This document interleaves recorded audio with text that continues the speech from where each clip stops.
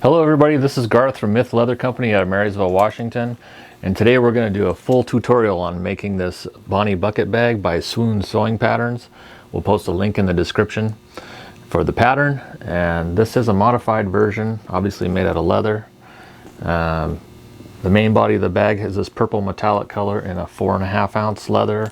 Also features the base is a 4.5 ounce vegetable tan horween. And this will also have a dual-sided strap, black on the bottom and the main body color on the top.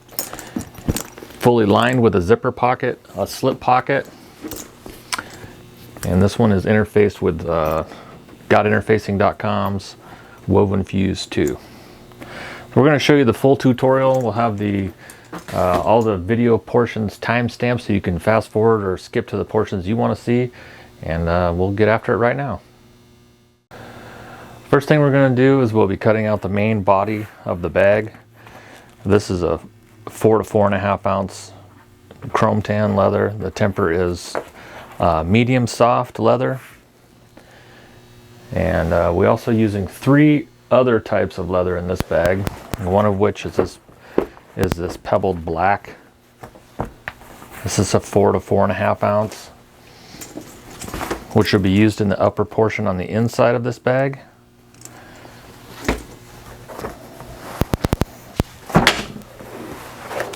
This black, which is about a 2.5 to 3 ounce, and that's what we use to make the underside of the strap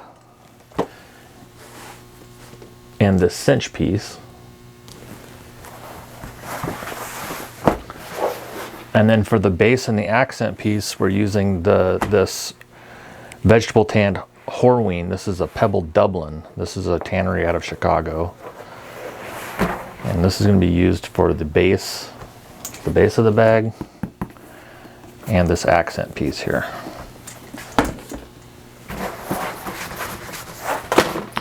First thing we're going to do is cut the majority of the exterior of the bag.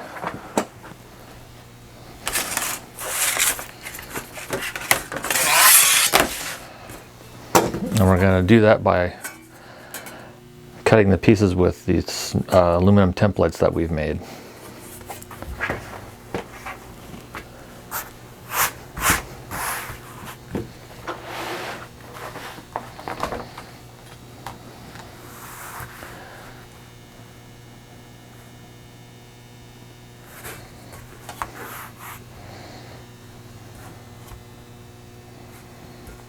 Okay.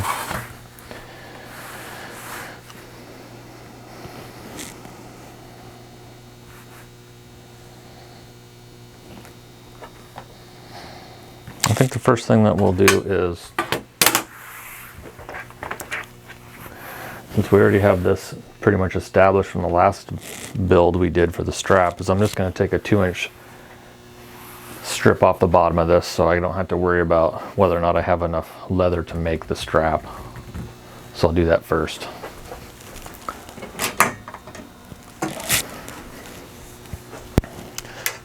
So this 2-inch straight edge is very handy in making these 1-inch straps. And the other thing that we'll use is a little quick grip clamp on one end, and that will basically keep the straight edge from moving around.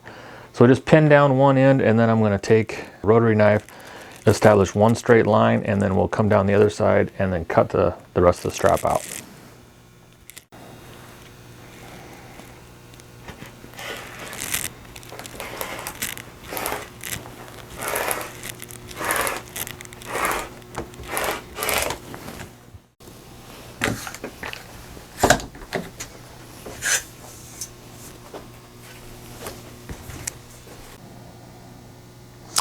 Okay, now that we have the main part of the strap out of the way, we don't have to be too concerned about conserving leather for that. Typically when you have a hide like this, you want to make sure you cut your straps first, because we've ran into issues where we've cut entire bags, multiples usually, and sometimes we'll run out of leather for the strap and we're like, now we're in trouble. So keep that in mind before you start cutting the large pieces of your bag. Straps first is generally a good idea. Okay, so there's 4 pieces of this. This is going to have there's 2 rights and 2 lefts, and then they'll be attached with this French seam in the center. So you just have to make sure that it's the same template. We'll just flip it over to cut the other 2 pieces.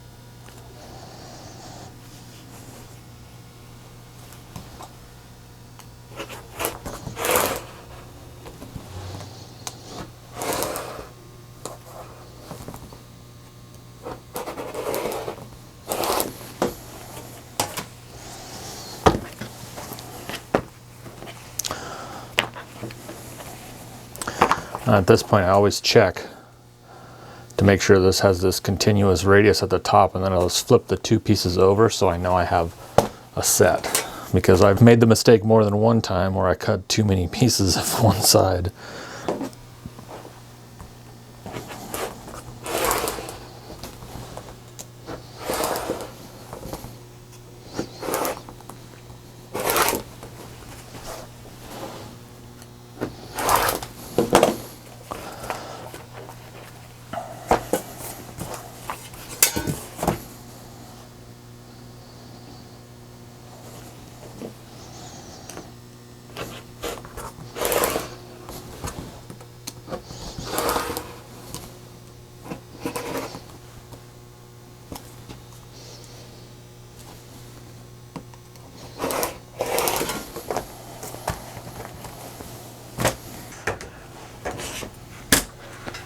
Cut the underside of the strap.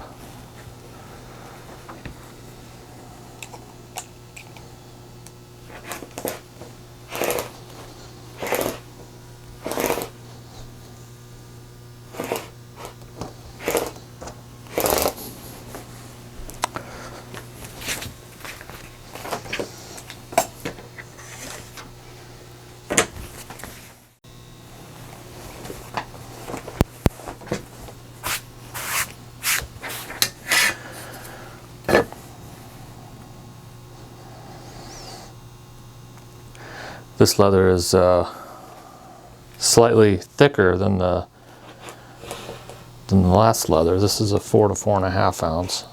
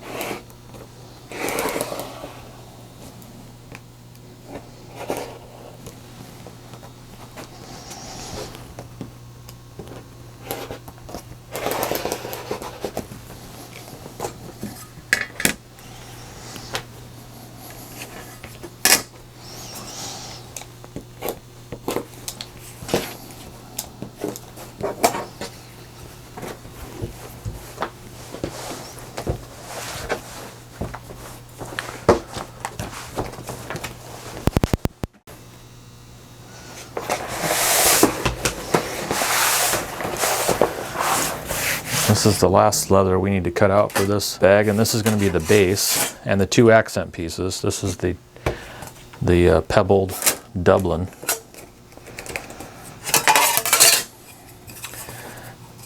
Two contrast strips and a base.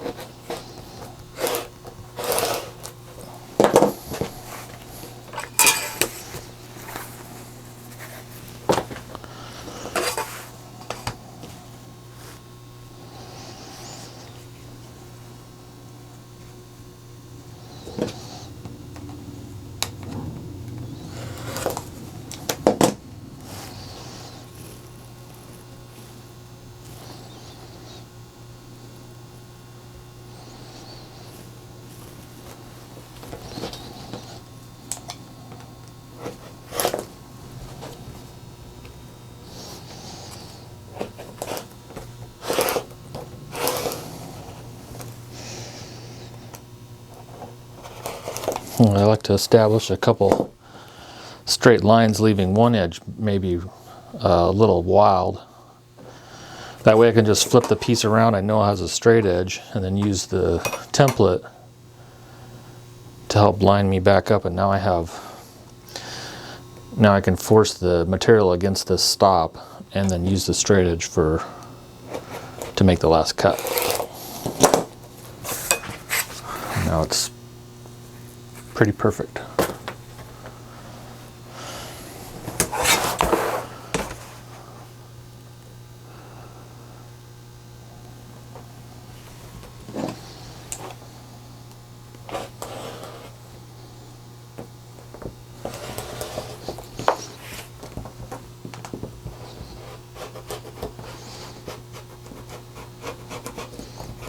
You can just take small little cuts with the rotary knife around the radius, and it comes out pretty nice.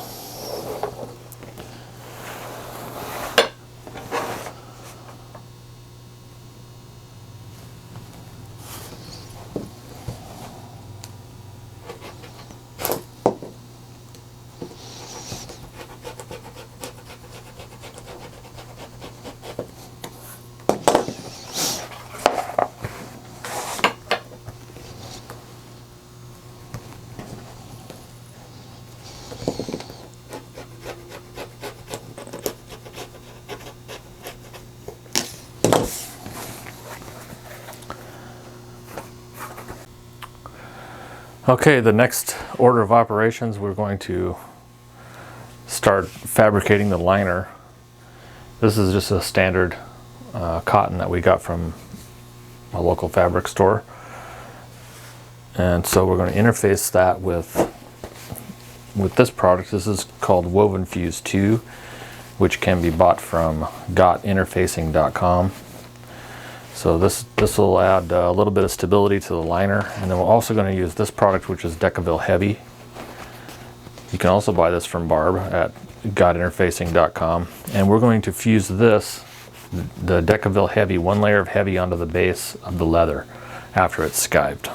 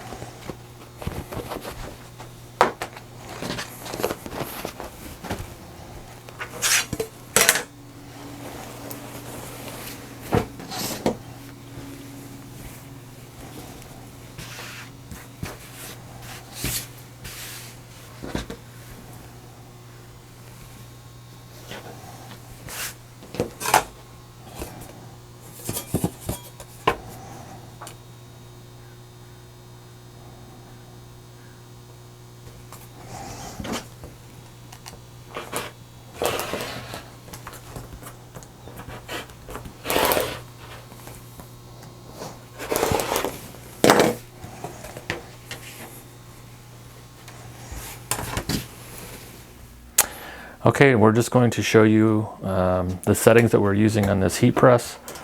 This is just an Amazon special that you can get. They're all pretty much the same.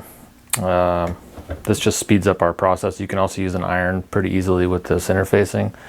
Our settings is 320 degrees and the duration is 20 seconds. So typically we'll just put the fabric in here and just warm it up a little bit to take the wrinkles out.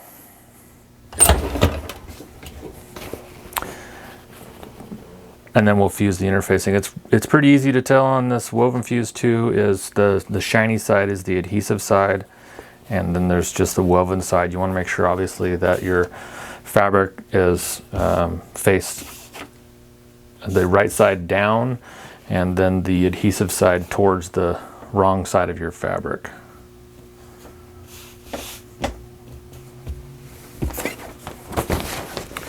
This is a little piece of Teflon sheet just to keep the adhesive off the heat press. We'll fuse that for 20 seconds and then we'll carry on with the rest of the pieces.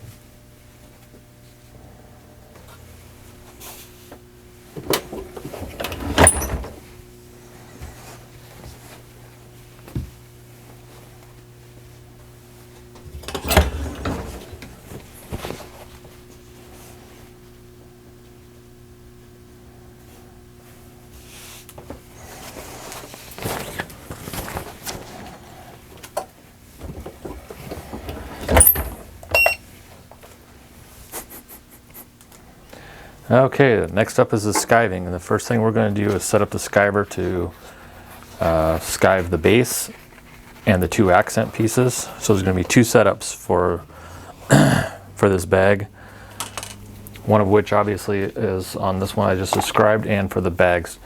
So this one to start with is just over 4 ounces, and so we're going to skive that down to just about 2 ounces. On the whole periphery of this piece, about 5/8 of an inch in, all the way around, and all the way around on the two accent pieces as well. But first we're going to take a couple scrap pieces just to make sure that the skiver's set up correctly.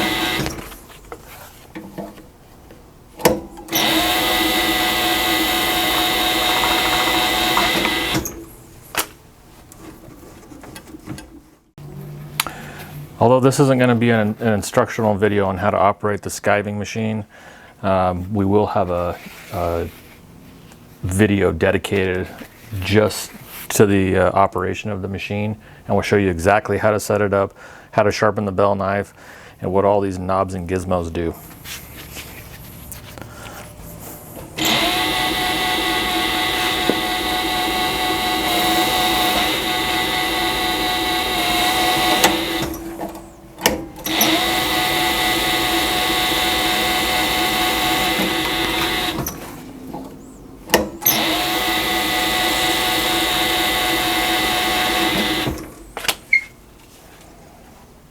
Okay.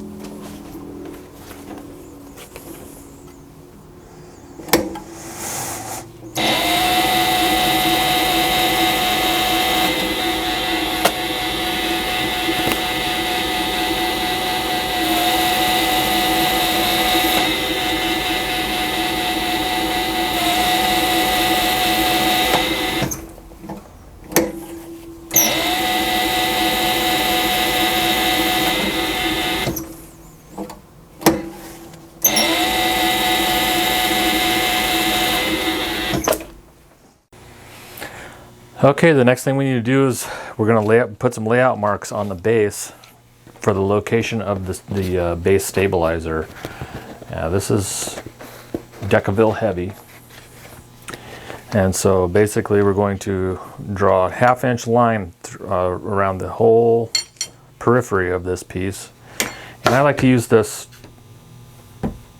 This is a 1.5 inch piece of flat bar clamped down to my table, and then I can just slide the piece right against that as a stop, and then I'll take another quilting square or something, and then just make sure that the piece is actually perpendicular. So this edge, this has a flat edge on it, this is a flat edge, so just so it's perpendicular to the straight edge. And then I have another little jig which is a 1/2 inch wide, and so then I can just run a ballpoint pin right along that piece. Makes it real easy. And now I have a perfect 1/2 inch line there. So I'm going to repeat it on this side.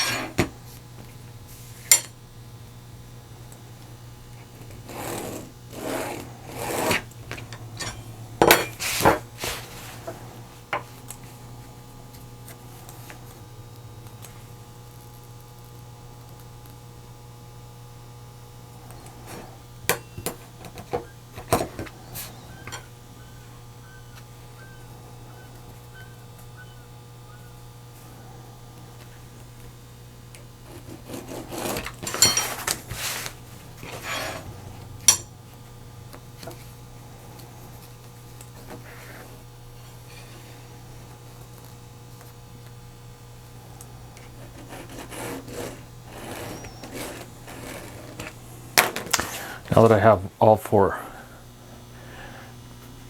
lines drawn offset on each edge, now I can just take the template that I used to make the stabilizer and then drop it in on those lines, and then I can create the arcs based on the template.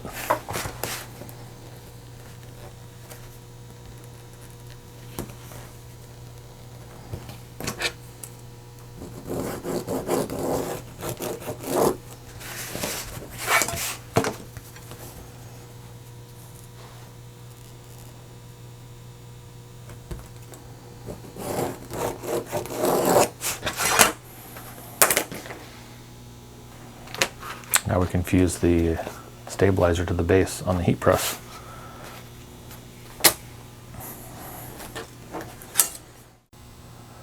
We're going to continue the layout by marking a 1 inch line down from the top edge of this accent piece, and then we're going to roll this over prior to stitching it onto the main panel. So you just want to make sure you pay attention to which side is which. The top edge where you're going to mark the 1 inch line down is shorter than the long, so it's tapered. It's kind of a trapezoidal shape. So 1 inch line down from the top.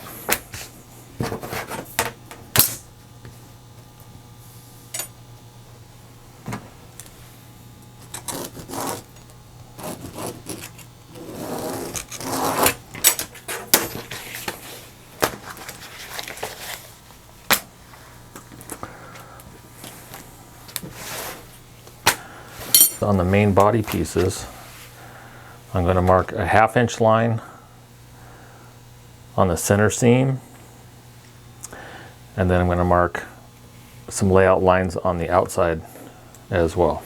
Don't need to worry about the bottom because the base will take care of that.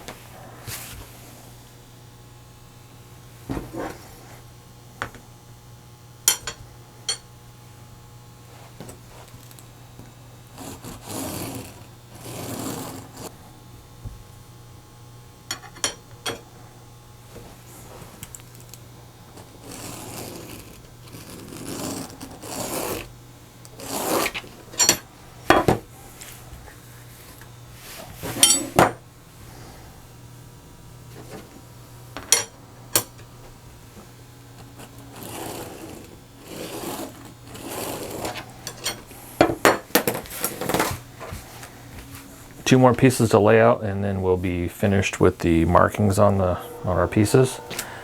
So this is the upper portion on the inside of the bag, on the upper portion of the liner, and we need to make a few layout marks on this. 1 inch down on the top on this curved edge, 1/2 inch up from the bottom, and then 1/2 inch on both sides.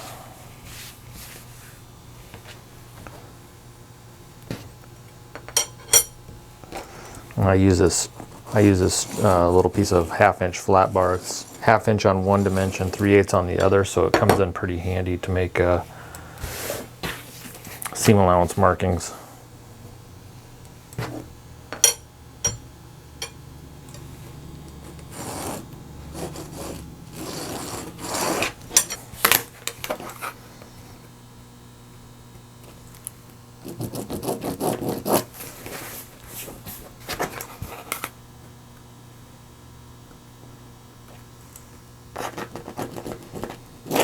Now marking this curved edge is a little more difficult, but we basically just take you can use a ruler or a guide such as this, and we're just going to come along and make a 1 inch mark on the edge and the center, and then we'll take the original pattern piece and use it as a guide basically. So 1 inch from either edge, and then we'll line up both edges to that, and then strike an arc which will establish that line. And this basically gets folded down here like so for the drop-in liner. This is going to be a drop-in liner, by the way, if I failed to mention that. This originally is a turnout style bag, but we've modified this to accommodate a drop-in liner.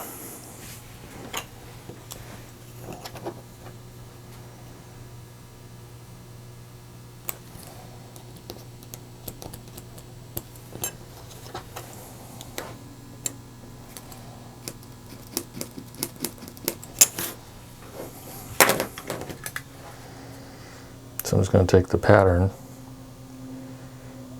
and line it up on those 2 marks, and then just strike an arc here.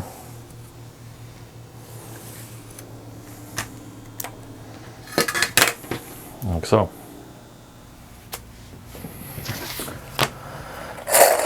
Okay, the first thing we're going to do is put a couple clips on the main exterior panels, right sides together. Make sure your arc is continuous here and you don't clip together the wrong panels.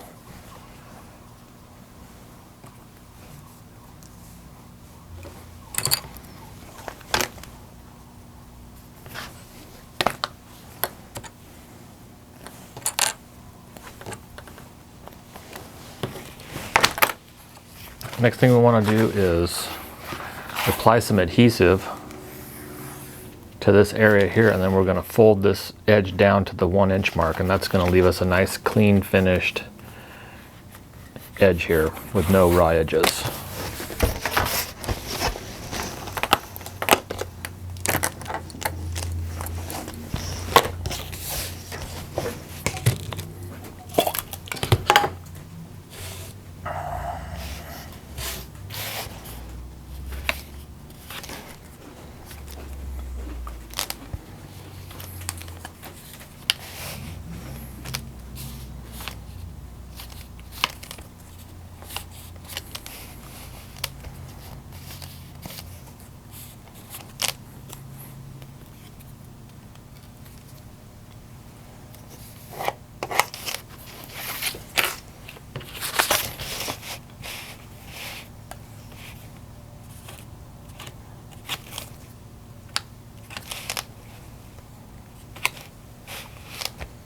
This is just a contact cement.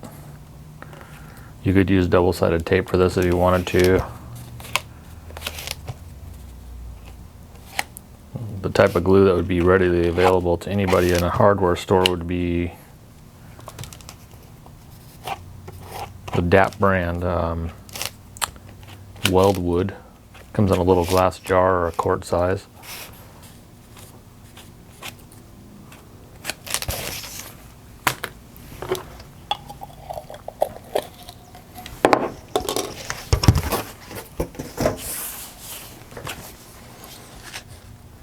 So now we're just going to fold that edge over to that 1-inch line that we made earlier.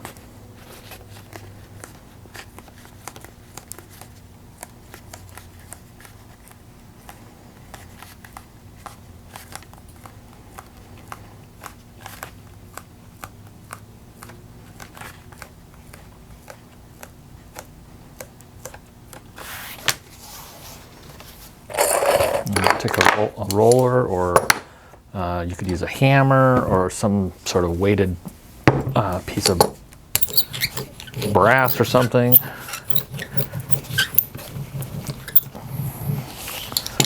And just make this nice and flat.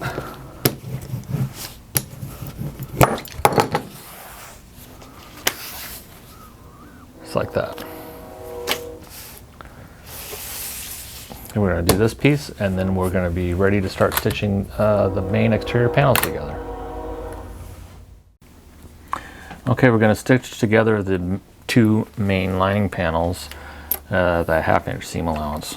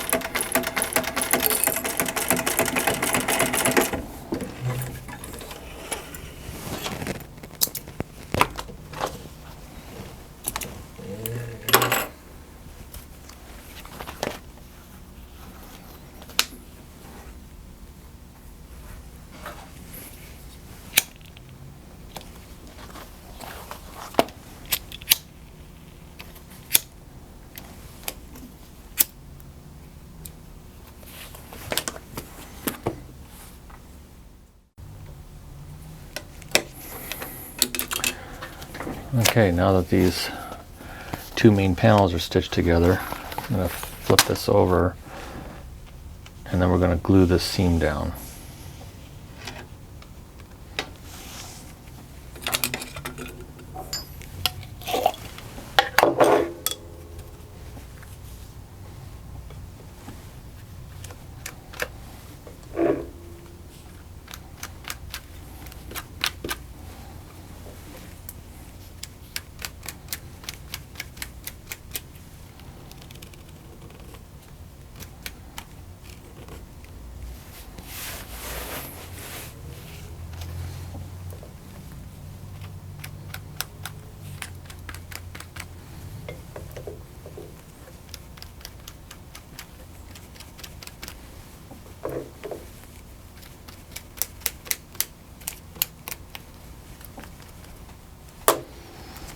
And pull this back up so everything's in the center, and then you want to press these together at the same time, right in the center.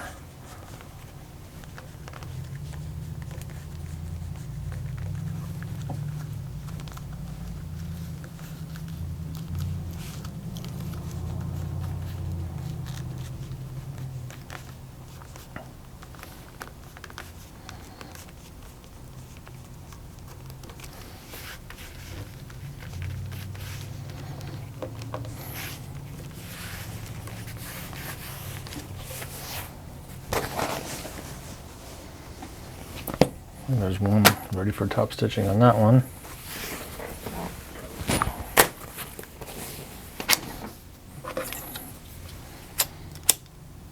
Burn these threads back real quick.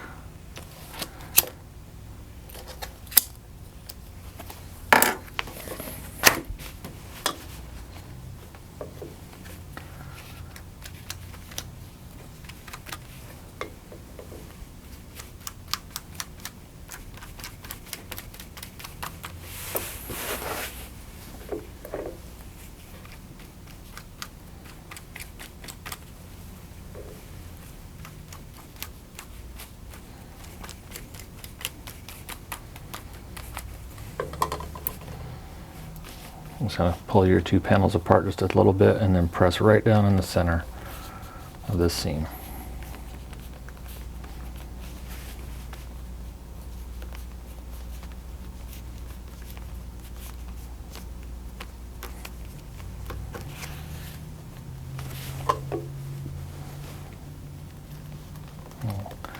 A little extra glue on that one. Okay.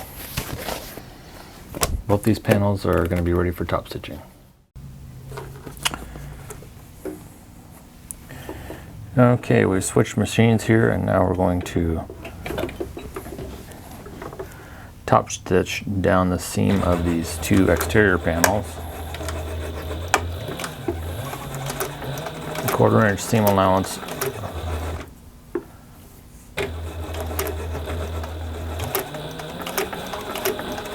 Basically, I'm just taking my outside presser foot and running it right down the ditch of that French seam.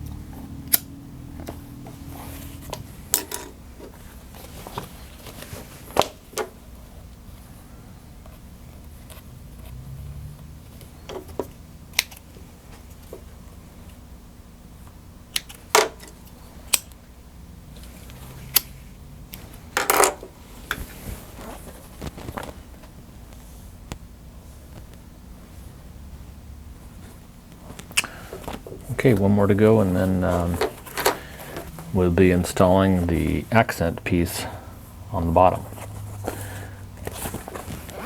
And we'll be stitching that up in a second. Okay, we're going to install the accent pieces on the main panels.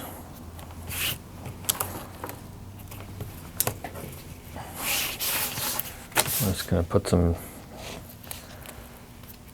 double-sided tape on the seam that we just folded over, just to assist us in holding onto the panel until we stitch it.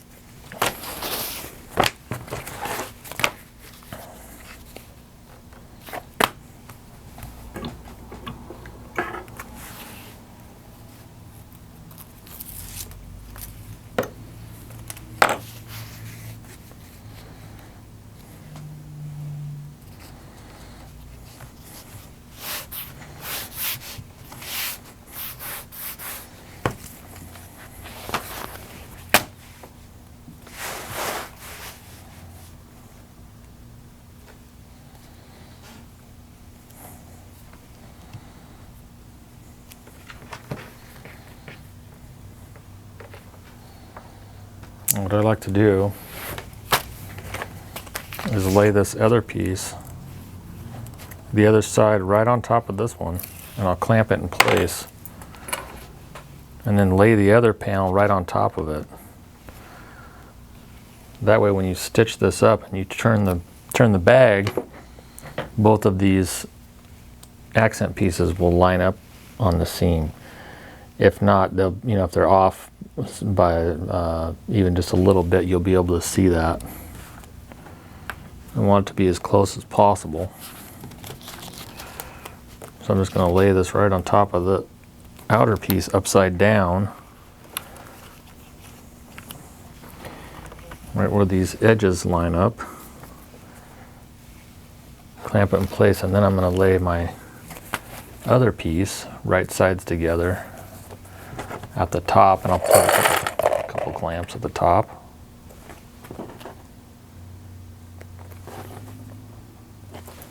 And then I'm just going to fold this down.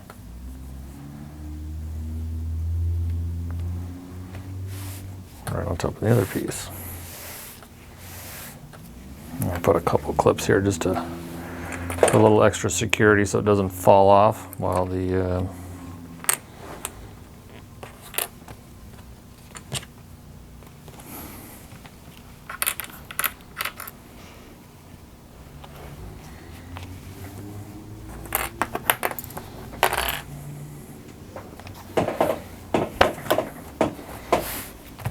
there. Well, those two should be pretty much perfect.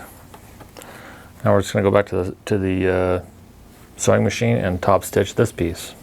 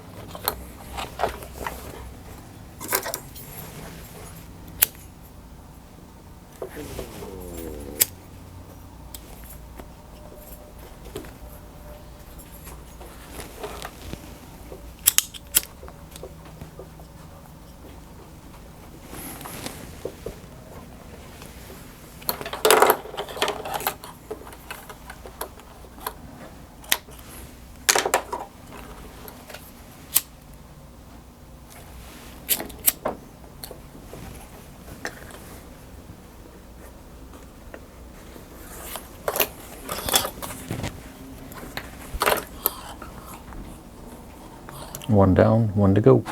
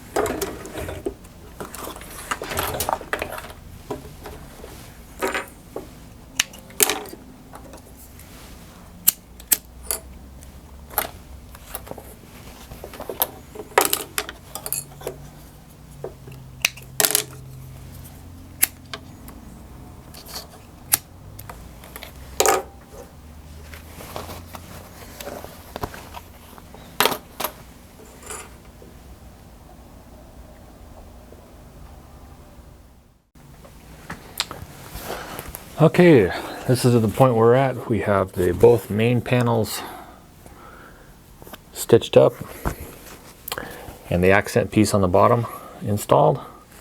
So now what we're going to do is put both pieces together. We've got a few more layout marks to do, and we'll take this back in the other room.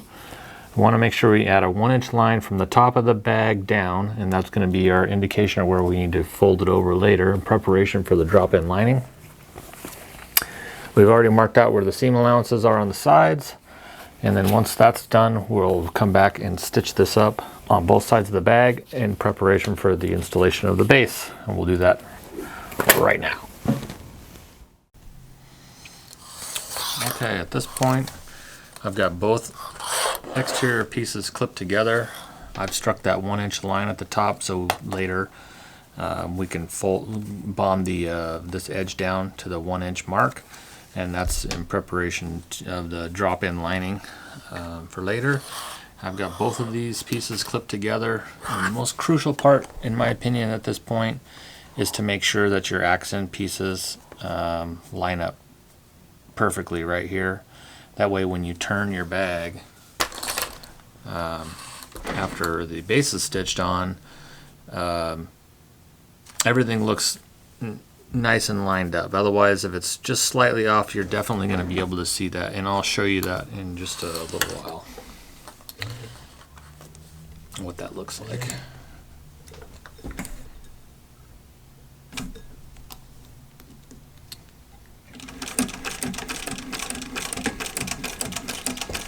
Stitch this at 1/2-inch seam allowance.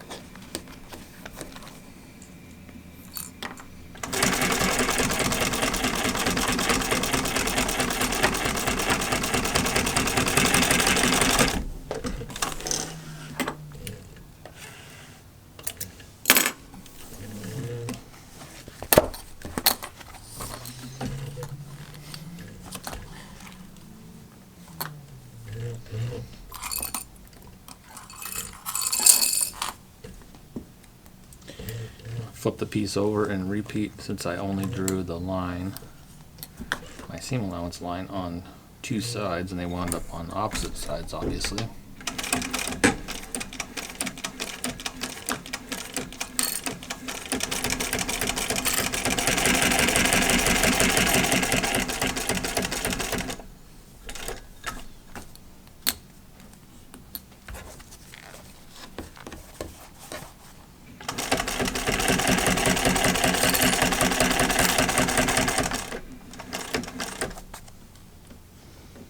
Make sure everything's good there before I jump up over the back stitch a little bit right there.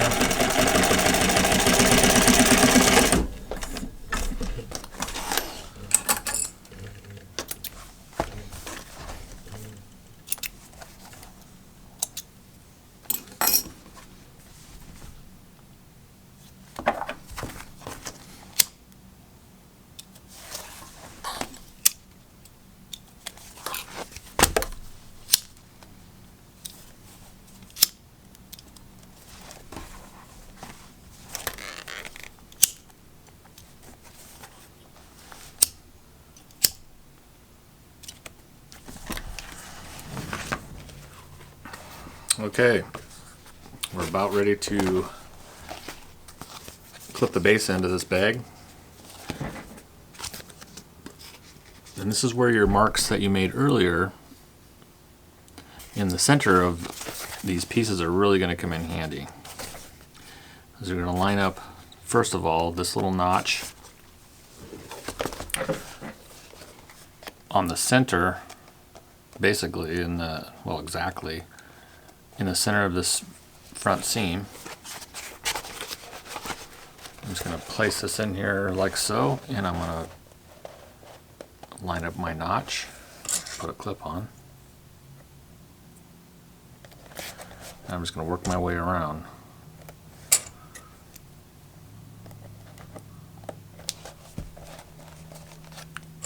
flat edges first. Flip it over, line up the other notch on the center.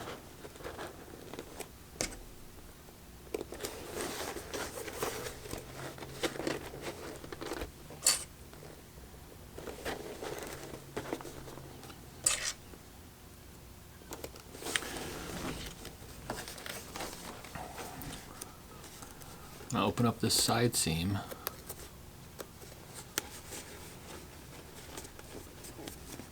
Flatten it out a little bit, and then I'm going to push my base in.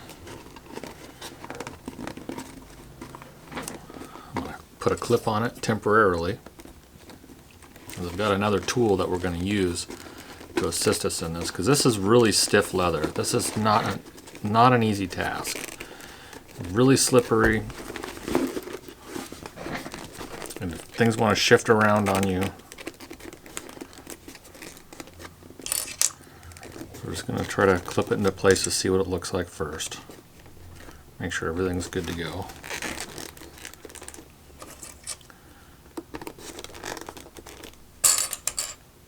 It's looking good so far.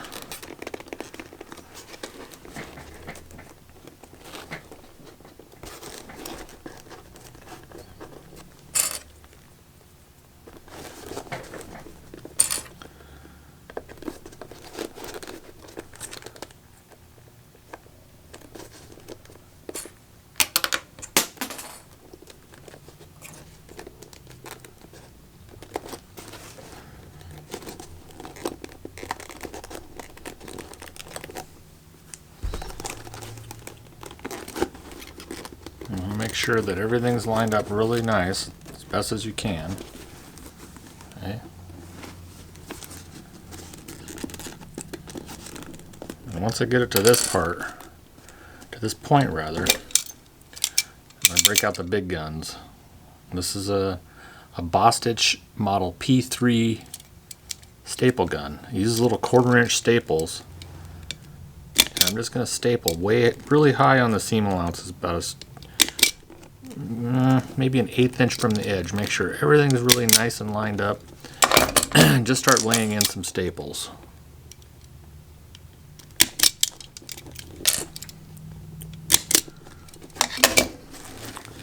This makes stitching this on with it without worrying about things shifting around.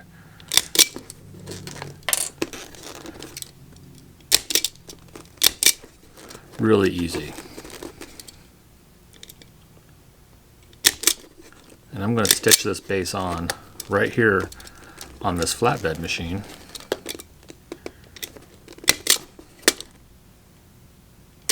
With no problems. Now, you don't have to put staples on here. This is just my recommendation.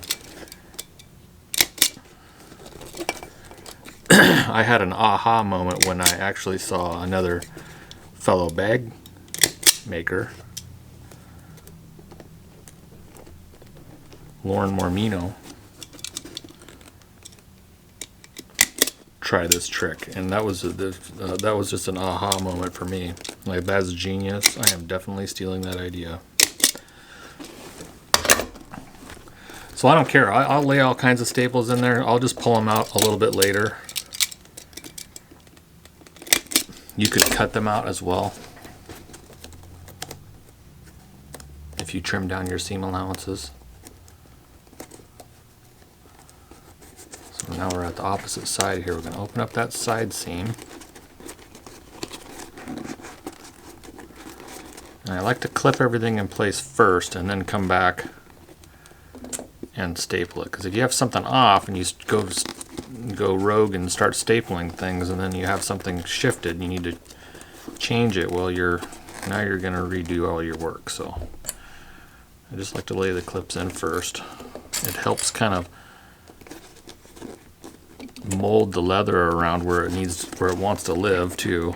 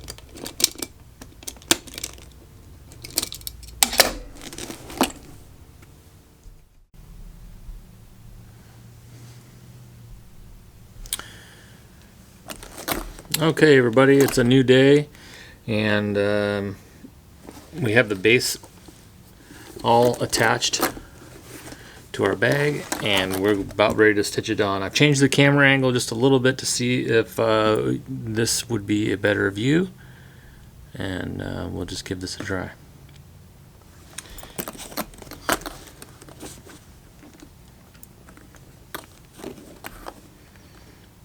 So basically what we're going to be doing here, we have the machine set to about a 4.5 stitch length on the Juki 1508N, and we're just going to stitch right alongside the stabilizer, not through the stabilizer or on the other side, just about a 1/2 inch seam allowance, and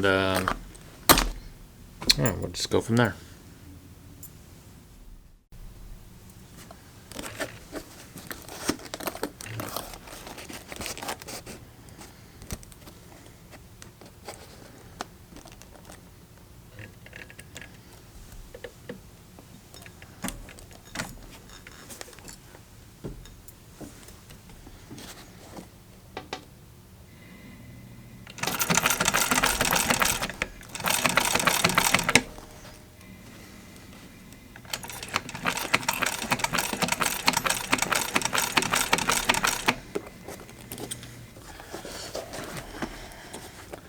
I just want to make sure that I maintain everything nice and flat.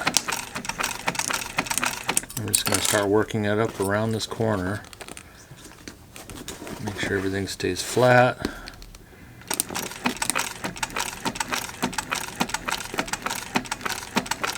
Go nice and slow and stitch right as close as I can to that stabilizer.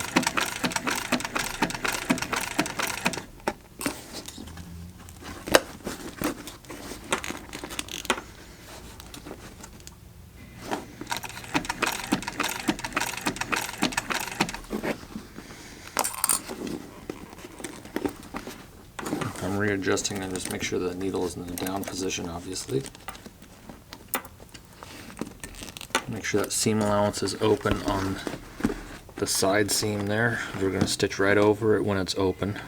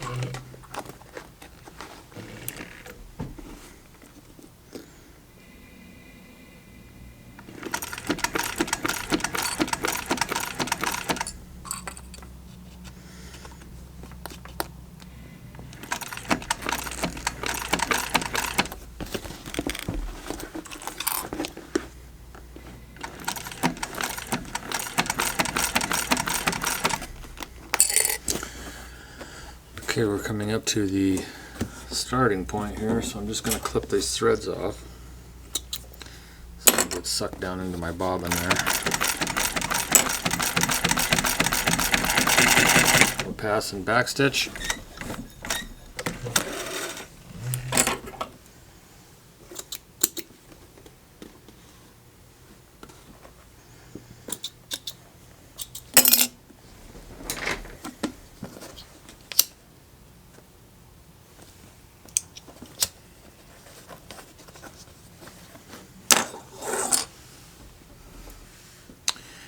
Okay,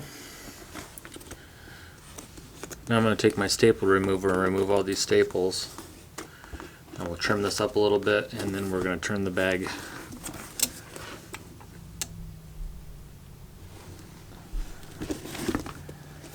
right side out.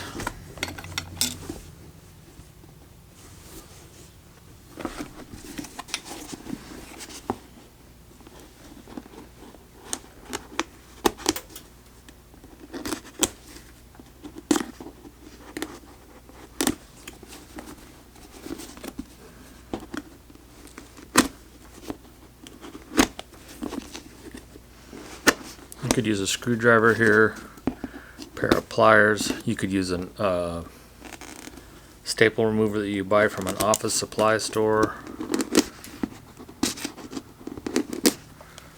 This happens to be a CS Osborne tool. These are made in America.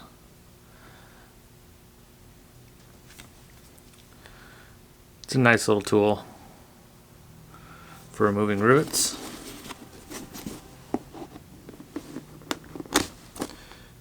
It's a nice little tool, not for removing rivets, for staples.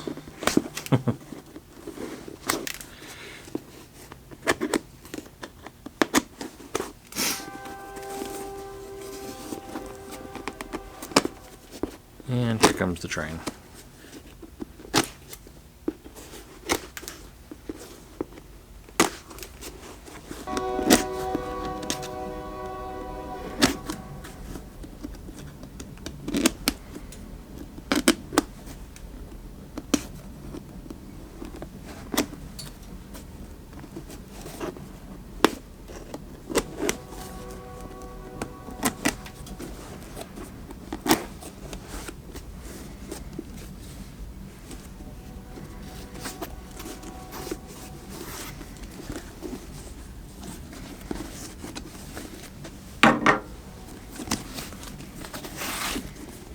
Well, everything looks real good. I'm going to turn this bag inside out now.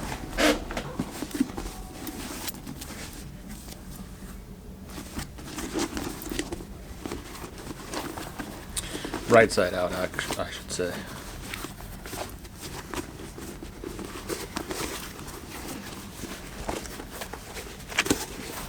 Well, since this base is so stiff, you want to do this kind of gingerly so you don't put a bunch of stress on all the joints. It tends to make threads show, so I want to try to minimize that as much as possible.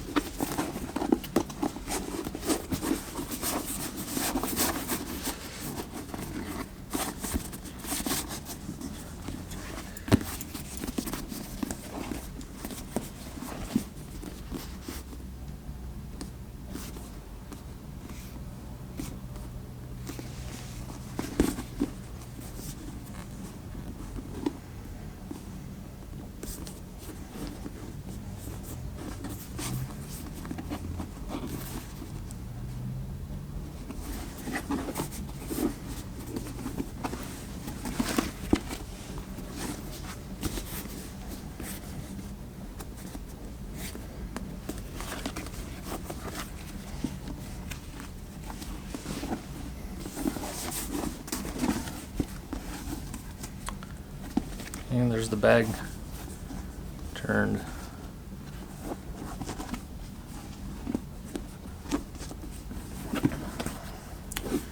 Right side out.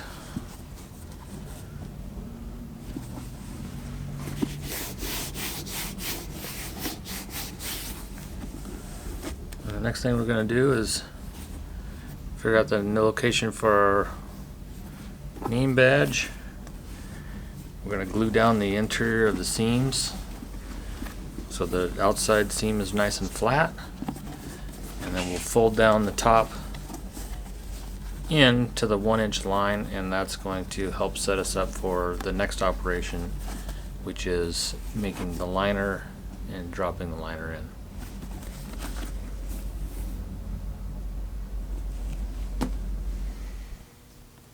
Okay, at this point I have glued the inside seams down, which we showed you in the very first couple steps when the two front panels were stitched together.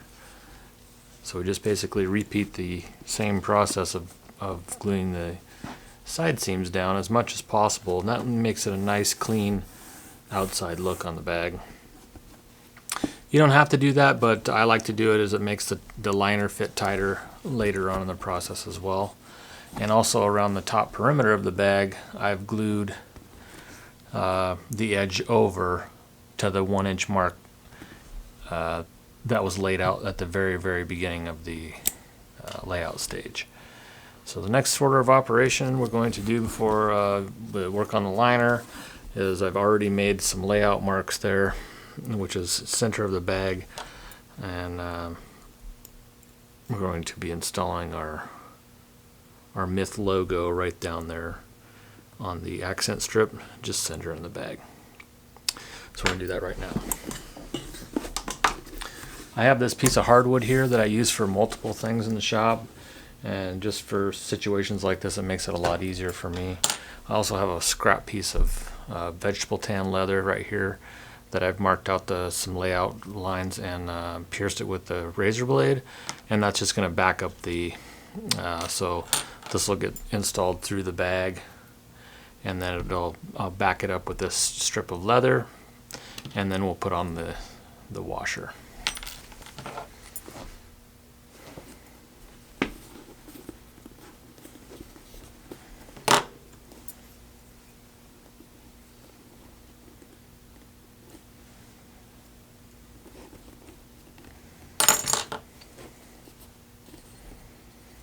I'm just doing a double check, make sure everything is where you want it to be, because there's no going back once you poke a hole in it.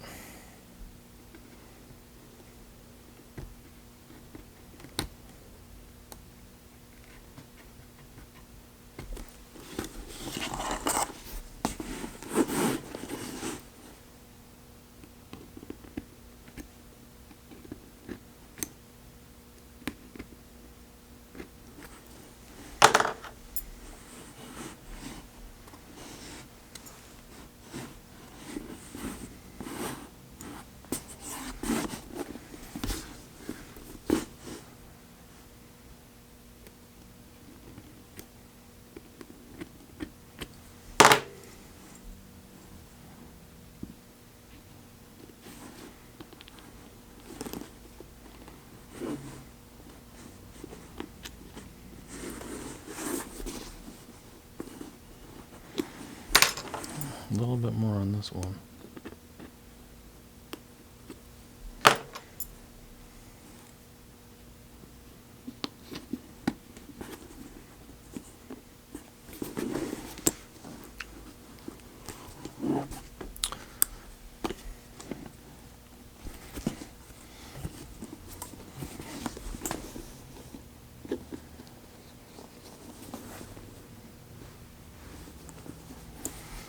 Okay, so now we're going to install the backer and then install the washer.